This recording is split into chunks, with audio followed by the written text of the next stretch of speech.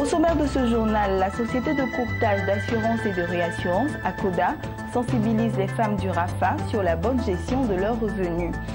Et puis, parlons de télécom.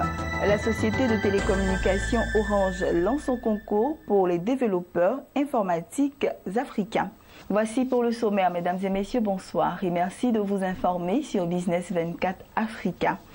La société de courtage d'assurance et de réassurance ACODA est décidée à accompagner les femmes du réseau des associations des femmes actives d'Afrique, en abrégé RAFA, dans la gestion de leurs revenus afin d'assurer un avenir radieux.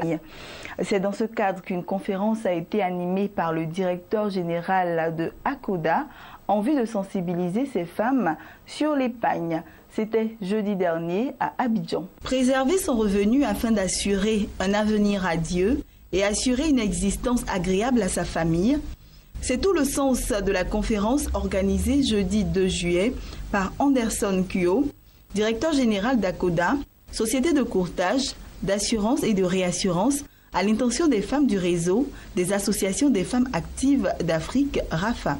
Pour Anderson Kuo, la femme étant une aide pour l'homme, à l'image du cou et de la tête, la femme représentant le cou, elle doit de ce fait être un soutien pour l'homme qui est représenté par la tête. Elle doit ainsi veiller à ce que les revenus de sa famille soient bien gérés afin que les membres puissent en jouir convenablement. Pour ce faire, la femme doit avoir le sens de l'économie, utiliser les moyens honorables comme le travail pour y parvenir.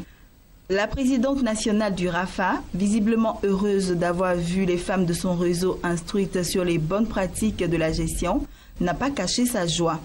Elle a aussi invité toutes les autres femmes non membres du RAFA à se battre pour aller de l'avant, car selon elle, la femme est l'avenir de l'humanité. Les femmes du RAFA sont venues également recevoir ces conseils d'orientation en assurance et aussi leur donner, inculquer un nouvel esprit de redynamiser leur vie. Parce qu'il y a une chose, on ne peut pas savoir quand on est, on ne peut pas savoir également quand on meurt.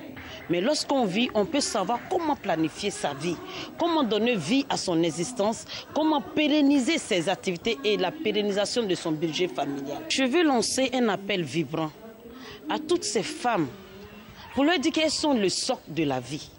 Pour leur dire qu'elles sont l'essence même qui donne un sens véritable à la vie familiale. Pour leur dire que Dieu leur a donné le pouvoir de changer l'inchangeable. Et elle peut amener l'impossibilité à la possibilité en épargnant, en planifiant la vie, en gérant la vie. Quant aux membres du RAFA, elles sont sorties satisfaites de cette conférence qui, selon elles, leur a apporté un grand plus à leur manière de comprendre le fonctionnement de la gestion et le sens de l'économie dans le cadre familial ou dans celui de leurs entreprises. Elles ont promis d'être le relais auprès de leurs proches. Pour moi, c'est une bonne organisation. Parce qu'aujourd'hui, il y a très longtemps que nos femmes sont dans le secteur du commerce, elles n'arrivent pas à économiser. Mais je pense qu'à partir de cette conférence, elles vont mieux gérer les activités et planifier ce qu'elles reçoivent comme revenu afin de pouvoir épargner, pour pouvoir se prendre en charge. Parce qu'il est très important qu'une personne a maintenant une activité, que tu puisses vraiment avoir une assurance. Et c'est grâce aux revenus épargnés en dépendant des dépenses diverses quotidiennes que la femme peut vraiment se prendre en charge et pour pouvoir vraiment subvenir aux besoins de ses enfants. À cette conférence, d'ailleurs c'est la deuxième fois que je viens, mais j'ai retenu beaucoup de choses. D'abord, la première chose, c'est que nos femmes, elles vendent sur les marchés, elles produisent au village, mais quand elles vendent, d'un coup, elles ont beaucoup d'argent. Mais comme elles ont beaucoup d'argent, parce que tout ça c'est bénéfice, elles ne gardent même pas 5 francs à côté et elles dépensent tout. Alors qu'avec ce que nous venons d'apprendre, si en ayant même 200 francs qu'on économise par jour ou 100 francs par jour, on peut devenir millionnaire. Ça c'est vraiment intéressant et on va le transmettre à toutes nos femmes dans les villages, celles qui sont sur les marchés. Pour donner l'information, d'abord on va inviter un grand nombre à venir chaque fois à la formation avec ACODA. Et ensuite, nous-mêmes, avec les réunions que nous faisons, nos assemblées générales, nous allons passer le message. Je viens dire que la conférence que nous venons d'écouter ce matin nous a fait du bien par rapport à nos activités que nous faisons dans les marchés. nous constatons que les femmes, elles sont toujours en contact avec de l'argent, mais elles ne savent pas comment faire pour pouvoir économiser. Et à travers le conférencier, ce matin, les femmes sauront comment épargner et devenir autonomes. Il a dit qu'avec 200 francs, nous puissions devenir des millionnaires. Et nous, les femmes dans les marchés, d'autres même les petits déjeuners dépassent 500. Et si avec 200, nous deviendrons milliardaires un jour, avec 500 francs de déjeuner, je pense qu'on peut aller plus devant en réduisant nos dépenses. Je pense que le conférencier quand même a essayé quand même d'ouvrir nos yeux sur comment quand même tenir d'abord son entreprise, qui me concerne d'abord particulièrement, et puis bon, comment épargner, qui est vraiment, je dirais, le point focal même de toute évolution. Parce qu'on a l'air quand même de pouvoir avoir de l'argent, alors que dans le fond, on est en train de s'amuser avec les fonds. Voilà, c'est là où je me suis vraiment senti un peu concernée. Voilà, avec quand même l'image qu'il a donnée par rapport au ballon, par rapport à l'air et tout. Je pense que c'est vraiment profond pour moi, quoi. C'est très important de par vraiment son enseignement aujourd'hui. Je saurais comment me comporter d'abord personnellement. De bannir en nous l'ignorance. Surtout l'ignorance, parce que vraiment, ce qu'il a expliqué, économiser de par 5 francs, de par 10 francs pour obtenir peut-être des millions, ça, on ne le savait pas. Parce qu'on se dit que c'est rien du tout et on joue avec, mais quand même ça nous apporte quand même beaucoup. Donner vraiment assez de conseils vraiment à nos sœurs, surtout à mon personnel. Prendre peut-être des prêts, peut-être à la comptabilité. Je pense qu'avec quand même ce qu'il a expliqué, ça va vraiment beaucoup me servir. ACODA, société de courtage, d'assurance et de réassurance, est décidée à accompagner les femmes du réseau des associations des femmes actives d'Afrique, RAFA, qui regroupe plusieurs centaines de femmes commerçantes. Ainsi, appel est lancé à toutes les structures et bailleurs de fonds qui veulent bien accompagner les femmes du RAFA dans le développement et la bonne marche de leurs activités. Et puis restons toujours en Côte d'Ivoire, mais rendons-nous cette fois-ci dans la localité de Méagui, lors de la 6e Assemblée Générale Ordinaire dans le village de Saint-Pierre, dans la sous-préfecture de Méagui. La société coopérative agricole des agriculteurs de Méagui a offert un bâtiment de 3 classes, 3 logements de maîtres, une cantine scolaire et une latrine, et distribué plus de 112 millions de primes aux producteurs. C'était en présence du sous-préfet de Méagui, Traoré Amadou, et des partenaires.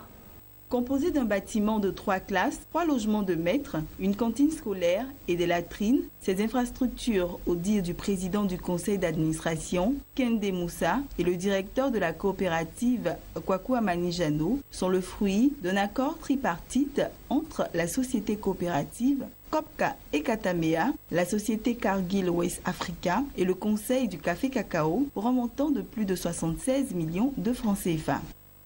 À les entendre, la société coopérative a pu s'acquitter de sa quote-part de 15 millions grâce à son engagement dans le projet de certification avec Cargill, projet qui a également permis à la coopérative de distribuer, au titre de la campagne écoulée, la prime de 112 millions aux producteurs.